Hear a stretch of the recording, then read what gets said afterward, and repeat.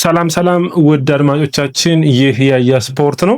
ውድ አድማጮቻችን፣ በዛሬው መረጃችን የተለያዩ ነጥቦችን ይዤ መጥቻለሁ። ቸልሲን የሚመለከቱ መረጃዎች ይኖሩኛል፣ እንዲሁም ዩናይትድን ሁለቱን ቡድኖች የሚመለከቱ መረጃዎችን አጠናቅሬ መጥቻለሁ። የቸልሲ ተከላካይ መስመር መጀመሪያ ቅድሚያ የምንሰጠው ነው የሚሆነው። ዣቪ አሎንሶን በሚመለከት ግን ጥሩ መረጃን የት አገኘህ ብትሉኝ ማርካ አውጦ ነው። የቸልሲ አመራሮች፣ የቸልሲ ስታፍ አባላት ብዙዎቹ በዣቪ አሎንሶ ይሄ የወርክ ኢቲክ በምንለው ወይም ደግሞ የስራ ስነ ምግባር በጣም ደስተኛ ሆነዋል። ያለው አመለካከትና የስታንዳርድ ጥያቄዎች በጣም አስደሳች ሆነዋል። ሶስቱ ነገሮች ያሟላ ምርጥ አሰልጣኝ ነው ብለው ያስባሉ። ስለዚህ ቸልሲዎች ይህንን አሰልጣኝ በማግኘታቸው ደስተኛ ናቸው የሚል መረጃን አወጥተዋል። እንግዲህ ከቸልሲ በኩል ይህንን ስናይ ማንቸስተር ዩናይትድ ቤት ደግሞ ስንሄድ ዩናይትድ የአማካይ መስመር ሁለት ተጫዋቾችን ለማስፈረም እንደ ዲማርዚዮ ዘገባ ከሆነ ኤደርሰንን ከአትላንታ ቶናሊን ከኒውካስትል ለማስፈረም ጫፍ ደርሰዋል የሚሉ መረጃዎችን አወጥተዋል። እነዚህንና ሌሎች መረጃዎችን በያያ ስፖርት ታገኛላችሁ። ያያ ስፖርትን ታዲያ ወደ አድማጮቻችን ላይክ፣ ሼር፣ ኮሜንት፣ ሰብስክራይብ ማድረጋችሁን አትርሱ። የእናንተ ላይክ፣ ሼር፣ ኮሜንት፣ ሰብስክራይብ ብዙዎቹ ጋር እንድንደርስ የሚያግዘን ይሆናል። እንግዲህ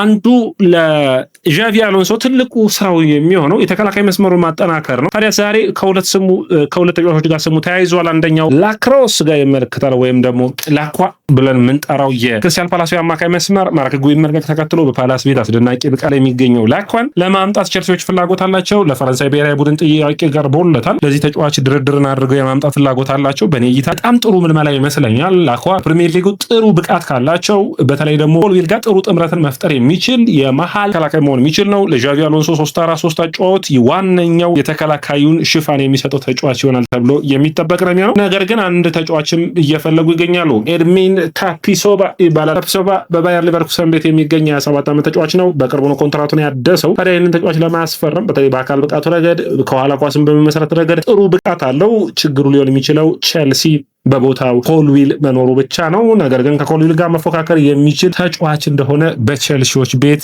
እምነት አለ። ወደ አድማጮቻችን ሌላኛው መረጃችን የሚሆነው ዣቪ አሎንሶ ያነሳቸው ነጥቦች ናቸው። 5 ተጫዋቾች በቸልሲ ቤት የማይነኩ ተጫዋቾች ናቸው ብሏል። አንደኛው ሪሲ ጄምስ፣ ኩኩሬላ፣ ካይሴዶ፣ ኤንዞ ፈርናንዴዝ እና ቶሲን አድራባዮ። የቶሲን እዚህ ስም ዝርዝር ውስጥ መግባት እኔ አስቸጋሪ ሆኖብኛል። እንዴት ታዩታላችሁ? አድማጮቻችን አይ ቲንክ በቡድኑ መዋቅር በኩል የሚያግዘው ነገር አለ የሚል በቸልሲ ኃላፊዎች ዘንድ እምነት እንዳለ የሚታይ ይመስለኛል። ወደ አድማጮቻችን በቀጥታ ወደ ዩናይትድ ዘገባዎች ደግሞ እናቅናና ዩናይትድ እንግዲህ ከዚህ በፊት በሚድልስ ቦሮ ከማይክል ካሪክ ጋር አብሮ የሰራውን ኤደን ሃክኒን ይፈልጋሉ የሚል ነው። እንግዲህ ኤደን ሃክኒ በጣም አስደናቂ የሆነ የአማካይ መስመር ተጫዋች ነው። ዩናይትድ የአማካይ መስመሩን እንግዲህ ከአንድ ኩቢሜኖ በቀር ሌሎችን ማስፈረም የሚፈልጋቸው ተጫዋቾች አሉ። ሃክኒ በጣም ጥሩ በኔ እይታ በእግር ኳስ ረገድ በጣም ጥሩ የሚባል ነው።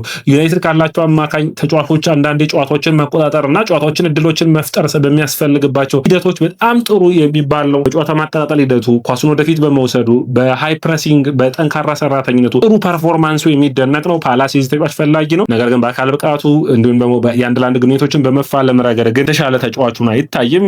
ስለዚህ ጥሩ የኩቢሜኖ ቤንች መሆን የሚችል ከኩቢሜኖ ጋር መፎካከር የሚችል ተጫዋች ይሆናል ተብሎ ይታሰባል። ታዲያ ዩናይትድም እንደዚህ አይነት አማራጭን የመጠቀም ፍላጎት ነው ያላቸው። አሌክስ ስካትንም በሚገባ እያዩ ነው። ስካት ዘንድሮ በጣም ጥሩ ብቃቱን በበርንማውዝ ቤት እንዳሳየ ያየነ ነው የምንገኘው። በጣም ጥሩ የመከላከል ብቃት፣ ኳሱን ወደፊት የመውሰድ የጨዋታ ቴምፖን የመቆጣጠር አቅም ያለው ተጫዋቹ ነው ይታያል። አንዱ አማራጭ ነው። ነገር ግን ዛሬ በትልቁ የወጣው የዲማርዚዮ ዘገባ ነው። የዲማርዚዮ ታዲያ ምን አለ ብላችሁ ካያችሁ እንግዲህ ስለ ኤደርሰን ጆዜ ዶስ ሳንቶስ ላዎስ ዳሲልቫ ወይም ባጭሩ ኤደርሰን ይህ ብራዚላዊ እንግዲህ ቦክስ ቱ ቦክስ አማካኝ መስመር ተጫዋች ነው የሚባል ነው። በጣም ጥሩ ፐርፎርማንስ ያለው ነው። በአትላንታ ቤት ያለፉትን ዓመታቶች በጣም በጋስፔሪኒ ስር ምርጥ የነበረ ተጫዋች ነው። ታዲያ በጥር እንዲሁም ደግሞ በዚህ ዝውውር መስኮትም ቀደም ብሎ ይህንን ተጫዋች አትሌቲኮ ማድሪድ ለማስፈረም ጫፍ ደርሰው ነበር። ዩናይትድ አሁን ዝውውሩን ሙሉ በሙሉ ጣልፎታል። አስደናቂ የአማካይ መስመር ተጫዋች በተለይ ለፕሪሚየር ሊጉ የተፈጠረ የሚመስል አካል ብቃቱ ረገድ ገዘፍ ያለ ቦክስ ቱ ቦክስ የአማካይ መስመር ተጫዋች ነው። መፋለም የሚችል ነው። እሱን ወደፊት በመውሰድ ላይ በጣም ጥሩ የሚባል ነው።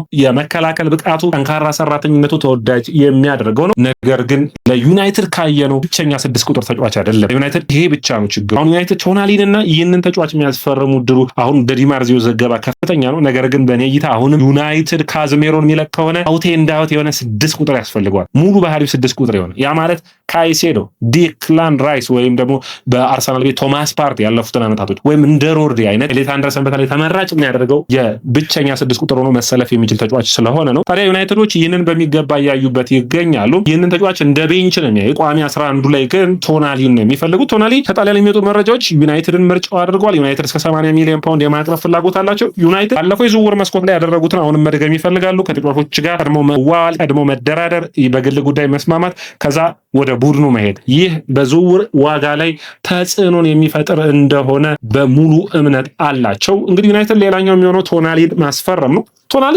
በፕሪሚየር ሊጉ ካየናቸው ምርጥ የአማካይ መስመር ተጫዋቾች ውስጥ አንዱ ነው። ባለፈው የውድድር ዓመት እንግዲህ በ6 ቁጥር ቦታ ሲጫወት አይተነዋል። ነገር ግን አሁንም ፒውር 6 ቁጥር ተጫዋች አይደለም። ዩናይትድ ብቸኛ የሆነ 6 ቁጥር ባይሆንም ነገር ግን በዚህ ቦታ ላይ ማለት ነው የደረሰና ቶናሊን ብታሰልፍ ለምሳሌ 6ም 8ም እየሆኑ በጣም ጥሩ ፐርፎርማንስን ማሳየት የሚችሉ ነው የሚሆኑት። የአማካይ መስመር መጫወት መቻሉ፣ የመከላከል ቅርጹን ማሳየት መቻሉ በጣም የተለየ ክህሎት ያለው ተጫዋች ነው። የማጥቃት ቅርጹን የሚያግዝበት መንገድ ቶናሊ በፕሪሚየር ሊጉ ፕሩቭን ነው። ይህ ደግሞ በጣም ተመራጭ ያደርገዋል። ኤቨርተን በፕሪሚየር ሊግ የተጫወተ ተጫዋች አይደለም። ትንሽ አስቸጋሪ የሚያደርገው ይህ ነው። ዩናይትድ ግን ከማቲያስ ፈርናንዴዝ ዝውውርም አልወጡም። ይህንን በሚገባ እያዩት ነው። የኤሊት አንደርሰን ጉዳይ ግን ባለፉት ቀናቶች ንግግር አድርገዋል። ዩናይትድ የተሳካለት አይመስልም። ምክንያቱም ኤሊት አንደርሰን አሁን መረጃዎች ባሉት በዛሬ በሚመለከት መረጃ ነው ዳድማቻችን ከትናንት በፊት በዩናይትድ ጨዋታ በኋላ ዩናይትዶች ለማነጋገር ሞክረዋል። ነገር ግን አሁን እስካሁን ድረስ ይህ ተጫዋች ወደ ሲቲ መሄድ ነው ምርጫውን ያደረገ። ፔፕ ቢለቅም ወደ ሲቲ የማቅናት ነገር ፍላጎቱ ነው። ዩናይትድ የግራ መስመር ተጫዋች እንደሚፈልግ ብዙዎቻችሁ ታውቃላችሁ። ታዲያ አንደኛው እንግዲህ የሚጠበቀው ሃሪ አማስ ቦታውን ይሸፍናል የሚል ሀሳብ ነበር። ነገር ግን ሃሪ አማስ ይህንን ቦታ የመሸፈን እድሉ ጠባብ ነው። ምክንያቱም ፕሪሚየር ሊጉ ልምድ የለውም። ስለዚህ የተሻለ ተጫዋችን ፍለጋ ላይ ናቸው። ሃሪ አማስም ሆነ ዲያጎ ሊዮን በፕሪሚየር ሊጉ የውሰት ውል ቡድኑን የመልቀቅ እድላቸው ከፍተኛ ነው ተብሎ የሚጠበቅ ነው የሚሆነው። ወደ ቸልሲና እንዲሁም ደግሞ ዣቪ አሎንሶ ልመለስ። እንግዲህ ቸልሲና ዣቪ አሎንሶ ኩርፒን በጣም ከሚፈልጓቸው ተጫዋቾች ውስጥ አንዱ ሆኖ መጥቷል። ኩርፒ በጣም ምርጥ ፐርፎርማንስ ያለው ምርጥ የማጥቃት ቅርጽ ያለው ተጫዋች ነው። በተለይ ዣቪ አሎንሶ ታዳጊዎች ላይ መስራት ይፈልጋልና ኩርፒን ቢያመጡለት የማጥቃት መስመሩን እንደሚያጠናክረው ሙሉ በሙሉ እምነት አላቸው። እንግዲህ ቸልሲ በድርድሩ የሚያደርግ ይሆናል። ቸልሲ ውስን በጀት እንዳለው ያምናል። ስለዚህ ትክክለኛ ተጫዋቾች ላይ ለማውጣት ፍላጎት ይኖረዋል። ስለዚህ ዣቪ አሎንሶ በዝውውሮች ላይ የመጨረሻው ዲሲዥን የሱ እንደሆነም የሚጠበቅ ነው የሚሆነው። ይህ እንግዲህ ለዣቪ አሎንሶም ሆነ ለቸልሲ ወሳኙ ምዕራፍ የሚያግዛቸው ይሆናል ተብሎ የሚጠበቅ ይሆናል። ወዳጆቻችን እንግዲህ በማንቸስተር ዩናይትድና ቸልሲን በሚመለከቱ ባለፉት 24 ሰዓታት የወጡ መረጃዎች እነዚህን ይመስላሉ። በየዕለቱ ዝውውርን በሚመለከት ላይክ፣ ሼር፣ ሰብስክራይብ እያደረጋችሁ ያያ ስፖርትን ተከታተሉ።